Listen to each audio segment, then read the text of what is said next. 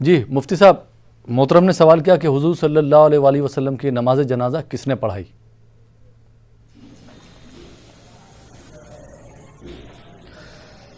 حبیب کریم علیہ الصلوۃ والسلام کی صحبت بابرکت میں سب سے زیادہ رہنے والے صحابی حضرت سیدنا ابوبکر صدیق رضی اللہ تعالی عنہ ہیں، جو خلیفہ اول بھی ہیں اور حضور پاک علیہ الصلوۃ والسلام کے ساتھ بہت زیادہ رہنے کا آپ کو موقع بھی نصیب ہوا ہے۔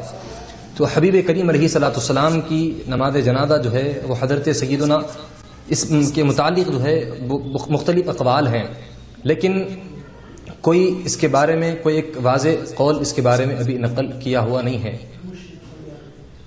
جی، سب سے پہلے تو آپ یہ ہیں کہ حضور پاک علیہ الصلوۃ والسلام کی بارگاہ میں بس درود پاک کا نذرانہ پیش کریں۔ اس موقع پر سب سے زیادہ ہمارے لیے ضروری بات تو یہ ہے کہ حضور پاک علیہ الصلوۃ والسلام کی بارگاہ میں ہم درود پاک کا اہتمام کریں۔ یہ ان چیزوں کی طرف دھیان نہ دیں بلکہ ثواب حاصل کرنے کی فکر کریں، درود پاک کا اہتمام کریں، صلاۃ والسلام کا نذرانہ پیش کریں۔ ثواب اسی میں ہے، ثواب کے حقدار ہم اسی کام کو کر بنتے ہیں۔ جی، بہت بہت شکریہ مفتی صاحب۔